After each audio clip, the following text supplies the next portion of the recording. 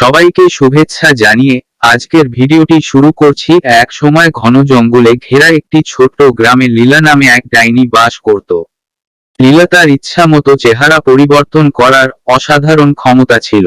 তিনি কেবল রাতেই গ্রামে বের হতেন, প্রতি রাতে গ্রামবাসীদের গরু, মুরগি এবং অন্যান্য প্রাণীদের ভোজন করতেন। গ্রামটি ঘন জঙ্গলের কাছাকাছি পাহাড়ি এলাকায় হওয়ায় গ্রামবাসীরা হিংস্র জীবজন্তুর ভয়ে রাতে কখনো ঘরের বাইরে বের হতেন না, যে তাদের পোষা প্রাণীগুলোকে নিয়ে যায়।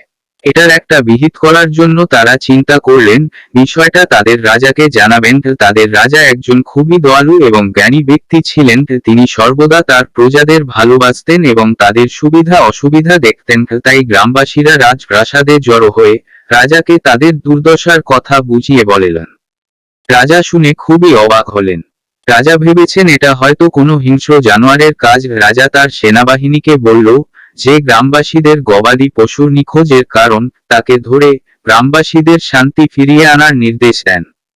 কয়েকদিন ধরে সৈন্যরা অক্লান্তভাবে খোঁজ করলেও এই বিষয়ে কোনো সন্ধান মেলেনি। তবে স্বস্তির খবর এটাই যে গ্রাম থেকে এখন আর কোনোই গ্রামবাসীদের গৃহপালিত পশু খুঁজে না পাওয়ার মতো কোনো ঘটনা ঘটছেই না। অবশেষে সবাই কিছুটা স্বস্তি পেল। ডাইনি লীলা এবার পড়ে যায় মারাত্মক সমস্যায়, যার কারণে সে সিদ্ধান্ত নেয় সে এখন থেকে রাতে বের হবে না। হঠাৎ করে লীলা কেন আত্মগোপন করলো, এটা সবার কাছেই অবাক লাগে। অপরদিকে নিজেকে লুকিয়ে রেখে ক্ষুধা যেন লীলার কাছে অসহ্য হয়ে গিয়েছিল। লীলা দিন দিন শুকিয়ে যাচ্ছিল, লীলা দিন দিন কাহিল হয়ে যাচ্ছিল ক্ষুধার যন্ত্রণায়। লীলা একটা বিপজ্জনক সিদ্ধান্ত নিয়ে ফেলল। এখন সে যে কোনো আশেপাশের প্রাণীকে খুঁজে তাকে হত্যা ক্ষুধা নিবারণের সিদ্ধান্ত নিয়েছিলেন, যা সে আগে কখনো করতেন না, কারণ আশেপাশের কোনো প্রাণী নিখোঁজ হলে সে হয়তো ধরা পড়ে যাবে। লীলার অতীতের একটি স্মৃতি তার চোখের সামনে ভেসে উঠল। সে তার রাক্ষস স্বামীকে নিয়ে অনেক সুখে শান্তিতে গহীন জঙ্গলে বাস করত। সেখানে না তাদের খাবার জন্য কোনো পশু পাখির অভাব হতো, না কোনো ভয় ছিল। সুখে শান্তিতে তাদের জীবন কাটছিল। হঠাৎ একদিন সবকিছু এলোমেলো হয়ে যায়। সেখানে কয়েক বছর আগে এই রাজ্যের রাজা, যিনি শিকার অভিযানে ছিলেন, তিনি একটি সুন্দর হরিণ দেখেছিলেন এবং ঘোড়া ছুটিয়ে মুহূর্তে এটিতে লক্ষ্য স্থির করে একটি তীর ছুঁড়েছিলেন। তিনি একজন পাকা তীর চালনায় অত্যন্ত পারদর্শী ছিলেন। তার তীরের নিশানা কখনো লক্ষ্যভ্রষ্ট হতো না। হরিণটি গুরুতর আহত হলেও জঙ্গলের গভীরে পালাতে সক্ষম হয়।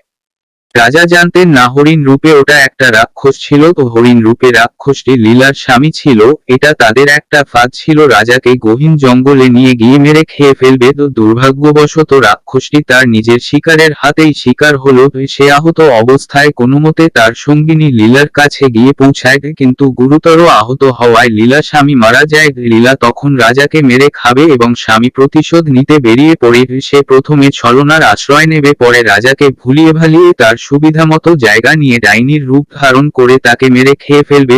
সে খুঁজতে খুঁজতে রাজা দেখাও পেয়ে যায়। তখন সে দূর থেকে মৃদু আওয়াজে কেঁদে কেঁদে রাজার দৃষ্টি আকর্ষণ করে। তার এই বুদ্ধি কাজে লেগে যায়। রাজার কানে মৃদু কান্নার আওয়াজ ভেসে আসছিল।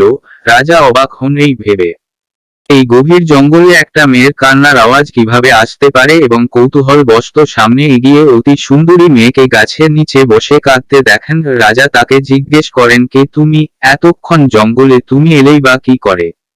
এটা শুনে মেয়েটি আরো জোরে কাঁদতে শুরু করে এবং ভয় পাওয়ার ভান করে। রাজা কাছে গিয়ে তাকে অভয় প্রদান করে বলে, তুমি কান্না না করে বল, কে তুমি, আমি তোমাকে সাহায্য করব।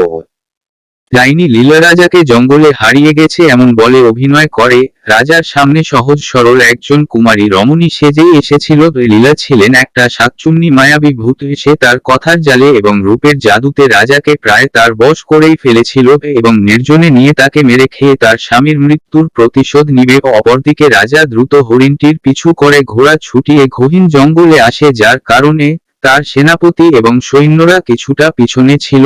সৌভাগ্যক্রমে লীলা যখন রাজাকে মারার চূড়ান্ত পরিকল্পনার বাস্তব রূপ দিতে যাচ্ছিল, ঠিক তখনই রাজা তার হুঁশে ফিরে আসেন।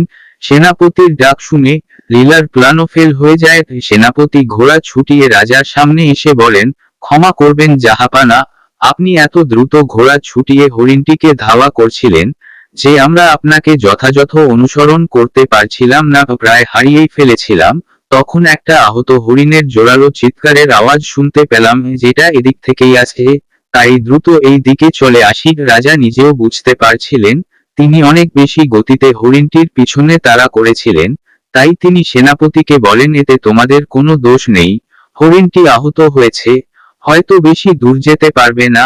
এই কথা শুনে সেনাপতি বলল, জাহাপানা, আমরা জঙ্গলের ভিতরে গিয়ে তাকে খুঁজে ধরে আনব। রাজা একটু ভেবে বললেন, না, সূর্য ডুবে আসছে, জঙ্গল এখন নিরাপদ নয়, বরং সবাই চলো আমরা প্রাসাদে ফিরে যাই। লীলা তখনও কান্না কান্না মুখে রাজার দিকে ফ্যাল করে তাকাচ্ছিল। এটা দেখে রাজার মনে দয়া হলো। তাই রাজা লীলাকে অভয় দিয়ে বললেন, যেহেতু তুমি হারিয়ে গিয়েছো, তাই তোমাকে আমরা নিরাপদে তোমার বাড়িতে যাবার ব্যবস্থা করব। একথা বলে রাজা তার সেনা সৈন্য ও লীলাকে সাথে নিয়ে তার প্রাসাদে ফিরে যান। যাত্রাপথে রাজা এবং লীলার মধ্যে অনেক কথা হয়। তাতে লীলা রাজাকে বানিয়ে বানিয়ে অনেক মিথ্যে কথা বলে। সে বলে এই জঙ্গলের অপর পাশে যে রাজ্য, সেখানে একজন অত্যাচারী রাজা বাস করে। সে যখন যে মেয়েকে পছন্দ হয় তার মতামত ছাড়াই নিয়ে জোর করে বিয়ে করে, তাই আমি তার হাত থেকে বাঁচার জন্য পালিয়ে এসেছি। আমি আর বাড়ি ফিরে যেতে চাই না, আপনি আমাকে দয়া করুন, আমাকে আপনি আশ্রয় দিন। এভাবেই লীলা দিনের পর দিন রাজার সাথে মিথ্যা বলে আসছিল। একসময় সে রাজাকে তার প্রতি এতটাই মোহিত করতে সক্ষম হয়েছিল যে রাজা তাকে দ্বিতীয় রানী করেই ফেললেন। এভাবে সেদিনের পর দিন দ্বিতীয় রানী হিসেবে এই রাজ্যে বসবাস করছিলেন।